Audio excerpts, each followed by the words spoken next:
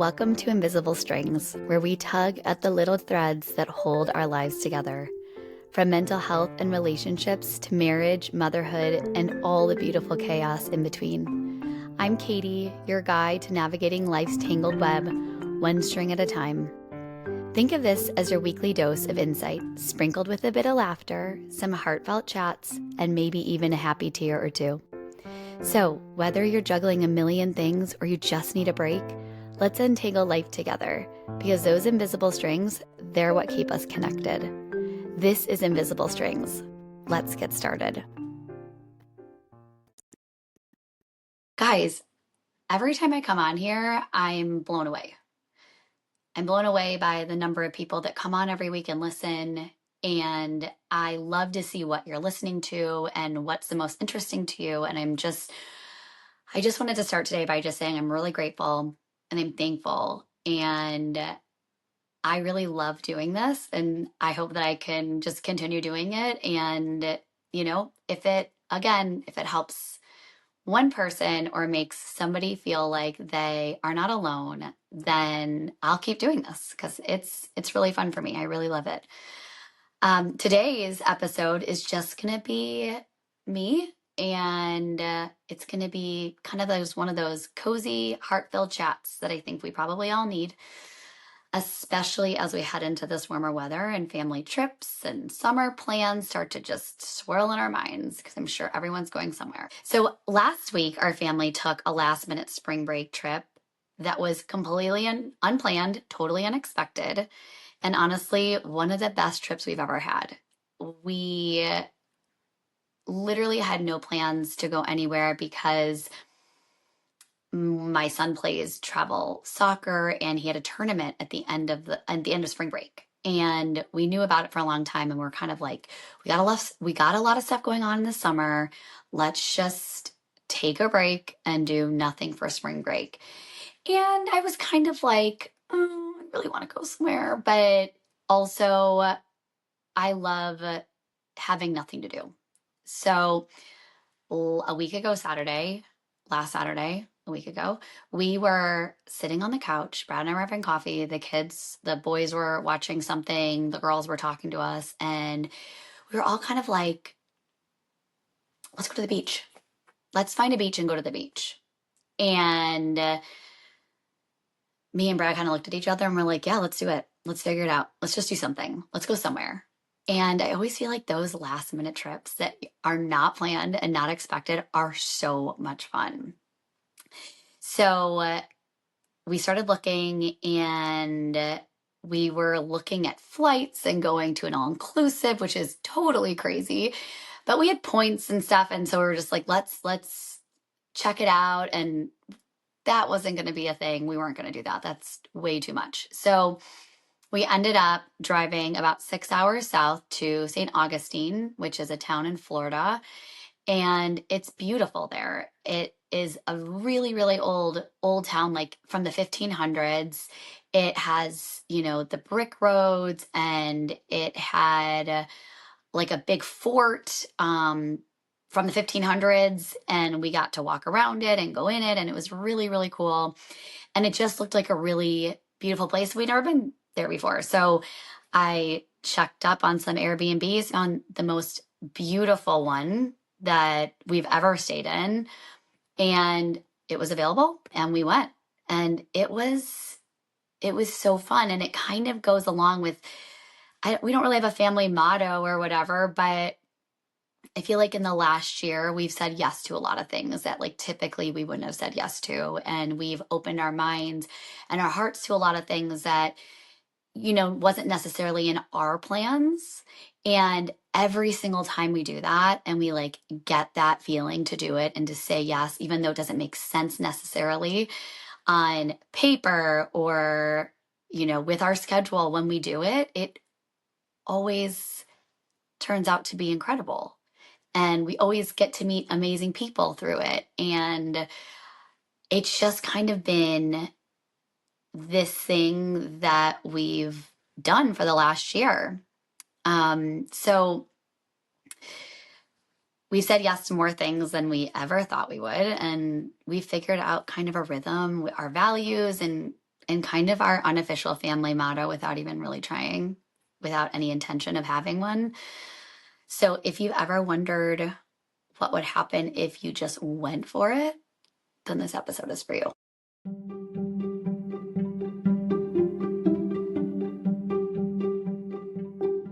So let's rewind a little bit. Let's rewind to last year. This time last year, I wouldn't have described our family as necessarily spontaneous. We weren't just doing what we were feeling like we wanted to do. We were just going down that typical every day, this is what we're supposed to do. This is the next step in our life. Let's do it. Both of us working, both of us tired, just doing what we thought, status quo, doing what we thought we needed to do because this is what everyone says you need to do. And these are always the next steps. And, like when you're in high school and you're joined all the clubs and you've done all the sports and you're like, okay, I have to go to college. That's my next step. I have to go right away. Can't go to community college. That would be embarrassing. Have to go to a real college. And when I say all this, like, understand that I have like big air quotes going because community college is real college. You don't have to go to college after high school. It's not embarrassing to not. My point is that you just follow these steps that someone put in order, and everyone's just done it ever since.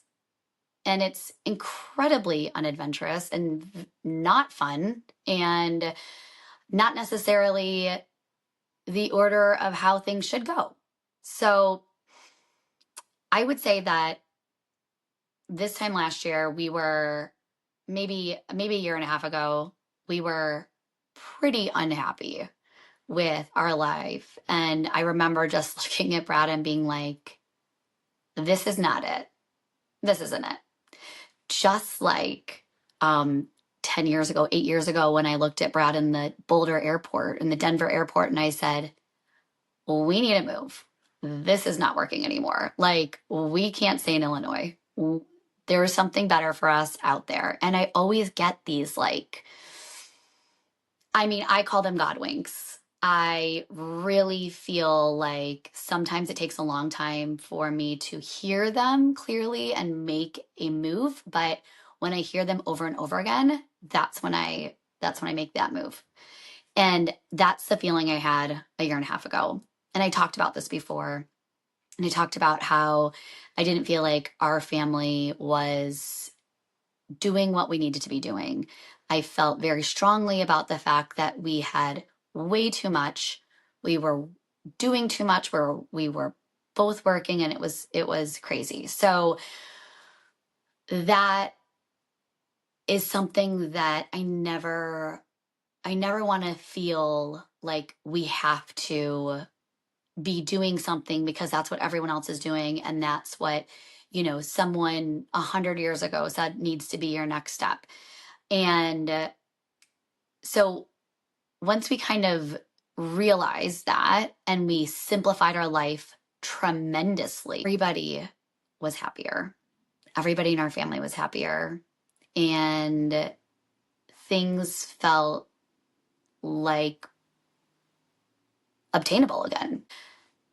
Our eyes were opened again. Our hearts were opened again. Our mind was opened again. And we had consciously jumped out of that burnout status. And the truth is, I think that we're really waiting for life to calm down before we were even able to live it. Something has really shifted in us in this past year of making that decision. And maybe it's, I don't know, like a little series of wake-up calls, or maybe it's just watching our kids grow up faster than we expected. And maybe it was our own internal reset. I, again, fully feel like it was ordained from God. And I truly feel like sometimes when things happen and you're like, why is this happening to me? I don't understand why this is happening. This is awful. Once you are out of that season, you can turn around and be like, wow, okay, your plans were much better than my plans could have ever been. And so I think that we slowly started seeing that being available to each other and to opportunities and to like God's nudges was exactly where our family wanted to be. And, we didn't really notice it at first, but we started saying yes to things that once just had felt way too risky, too messy, and way too last minute.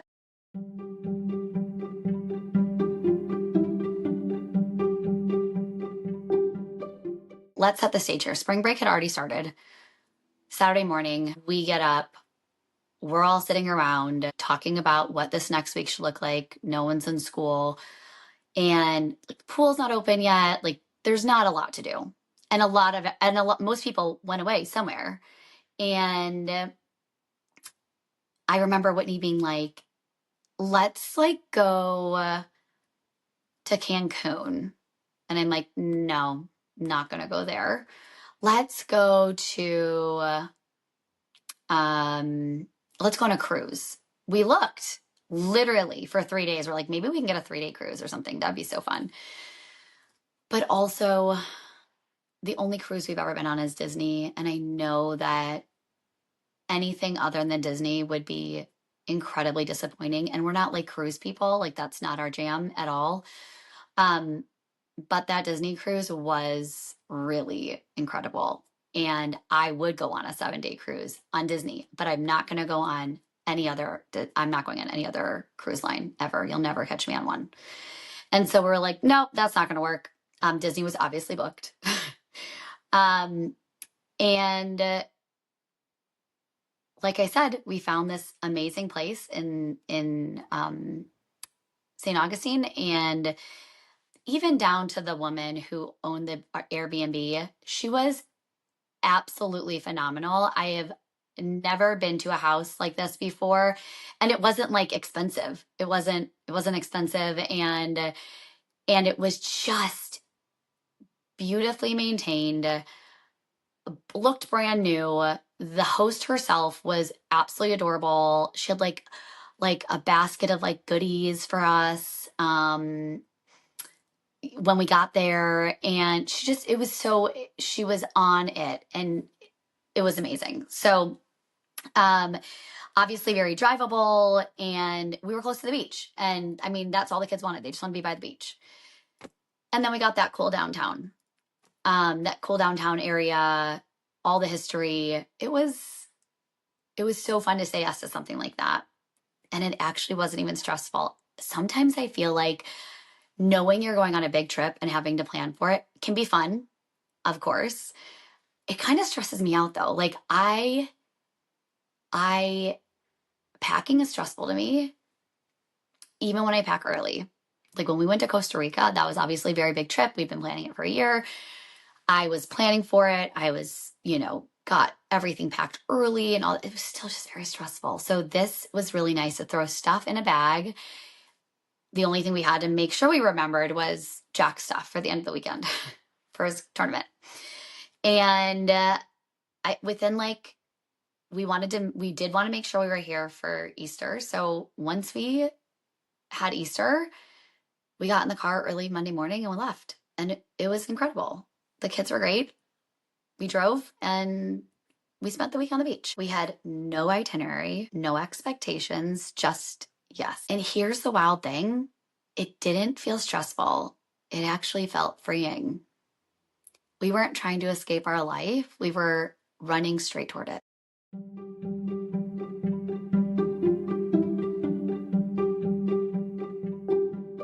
Now, let me tell you a little bit about this trip. We spent the day at the beach every single day.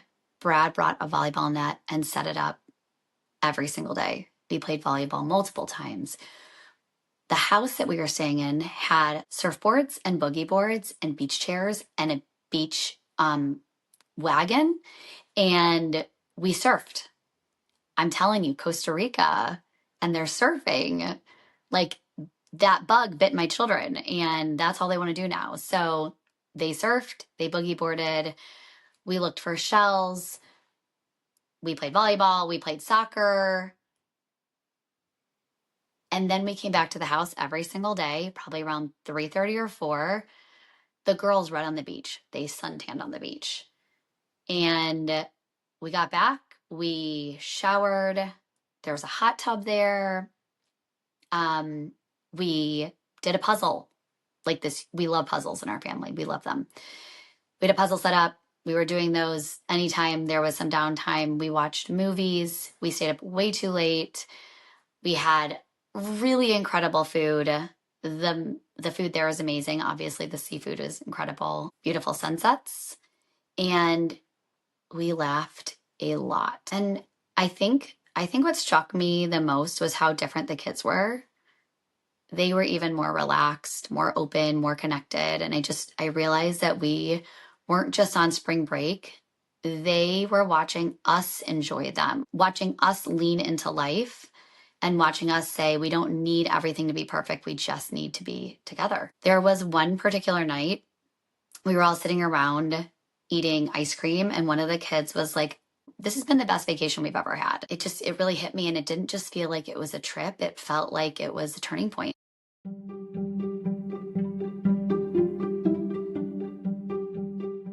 So Friday came around and we were all ready to go. We had to drive back to Myrtle Beach for the soccer tournament.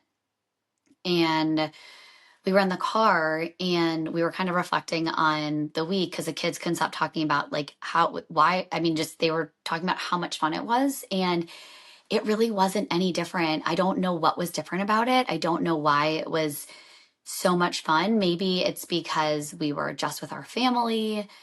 We could do whatever we wanted whenever we wanted. I don't know, but we started reflecting on it and we're just like, why was this so different? And we realized it wasn't the place, it was the posture, really. Like we'd been operating out of a place of yes to time together, yes to slowing down, yes to memories over perfection, and yes to showing up, even messy and completely unprepared. And we started naming that as a family. We're a yes family. Okay. What else can we say yes to? Now, let's just also clarify that for a second. So, we don't say yes to everything, but we do say yes to the right things, even if they're inconvenient, even if they come with a little chaos, and even if they weren't part of our plan, because a lot of the time, these plans aren't really our plans. So, here's what I took from this trip. Spontaneity doesn't mean reckless, it means open. Open to fun, open to change, open to new connections. You don't have to plan something perfect to make something magical. Some of the best things are unplanned. Your kids won't remember the stress, they'll remember your smile. They'll remember you being all in, and that is so important. I have had so many wake up calls in the last year of being incredibly present for my kids. Doesn't mean that you mom so hard. It doesn't mean that you're too attentive or giving too much attention. It just simply means that you created these people that you have been entrusted in to guide and teach and make them the best people in this world. Because let's be honest, we don't need any more jerky boys or snotty girls. We need girls and boys that realize that this world does not revolve around them. And I think what that takes is moms and dads that realize that this world does not revolve around them. Being really present with your kids and honest with them and open with them and making sure that you're being the same way with each other is something that makes all the difference. And the minute you start doing that is the minute you start realizing you'll start seeing like a difference in your kids. It's just something that we have seen in the last year. And when we say yes, we make room for God to show up in unexpected ways. And I really believe that this trip was like a spiritual breath of fresh air. The people that we met on it, the signs that we saw were completely orchestrated by God.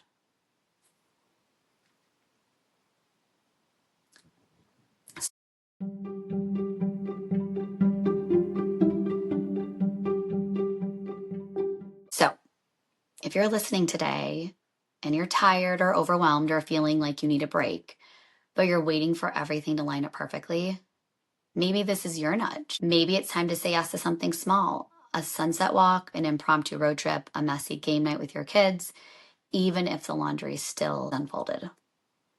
You don't have to overhaul your life. Just practice saying yes to one moment at a time. I promise those small yeses will stack up into something beautiful. Thank you for being here. I love this space so much and getting to share not just the highs, but the heart behind them. If this episode spoke to you, I'd love it if you would share it with a friend or send me a message. I'd love to hear from you and hear about your yes. Until next time, keep chasing those invisible strings that pull you toward joy, connection, and real life. I'll talk to you soon. Thank you for joining me today on this episode of Invisible Strings, where we've tugged at a few threads and hopefully left you with a smile and something to think about. Remember, life's connections might be invisible, but they're oh so strong. If you enjoyed today's chat, don't forget to subscribe, leave a review, and share it with someone who could use a little string pulling in their life.